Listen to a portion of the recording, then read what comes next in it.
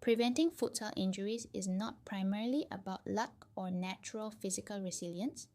It is about specific targeted preparation for the specific demands and specific mechanisms that cause the specific injuries that occur in this sport. Generic warm-up advice, stretch before you play, does not reduce futsal injury rates in any measurable way. Structured, evidence-based preparation does. Let me walk you through the components of a genuine injury prevention program for Malaysian futsal players. The most important foundation is a structured pre-session warm-up that targets the structures and movement patterns that sustain the most futsal injuries. The FIFA 11 Plus program, originally designed for outdoor football and adapted for court football, has the strongest evidence base for injury prevention in this sport. Consistently applying teams have reduced overall injury rates by approximately 30%. Its core components include progressive running patterns with direction changes, targeted lower limb strengthening, and plyometric and balance exercises that specifically train neuromuscular control. The full program takes 20 minutes and should replace the casual passing warm-up that most Malaysian recreational players currently use. Ankle stability training is the single highest yield intervention for individual injury risk reduction.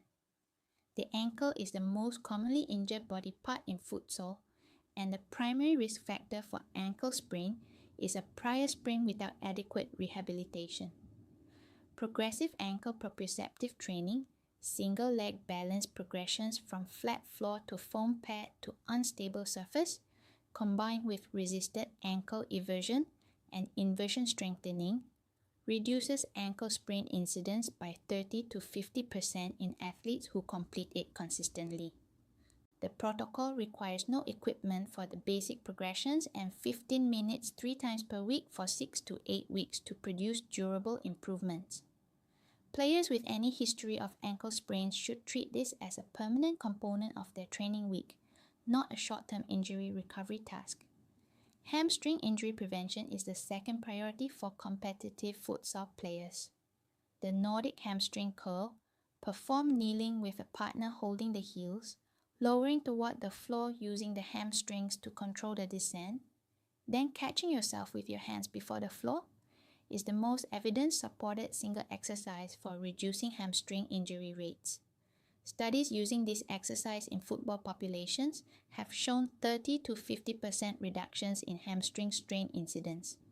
3 to 4 sessions per week during pre-season and 1 to 2 sessions per week during the competition season is the standard protocol. The exercise is genuinely demanding.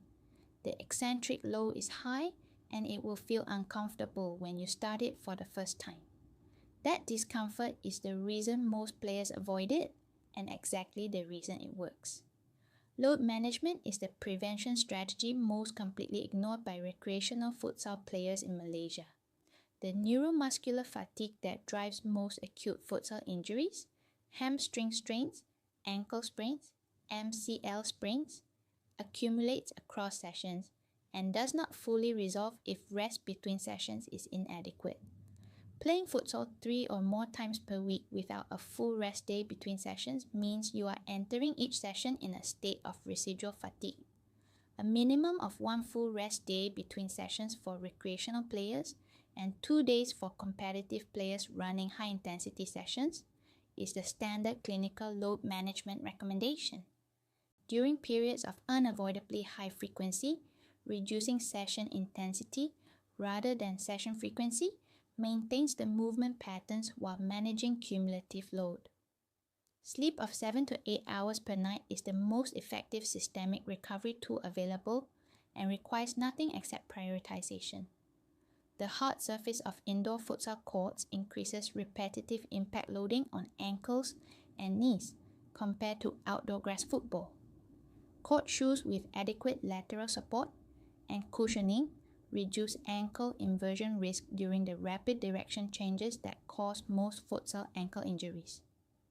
Footwear worn past its shock-absorbing lifespan, typically 6 to 8 months for regular players, significantly increases injury risk regardless of how well the warm-up is performed. Consistent warm-up compliance before every training session matters more than pre-match warm-up alone, because most injuries in recreational Malaysian futsal occur in training rather than competition.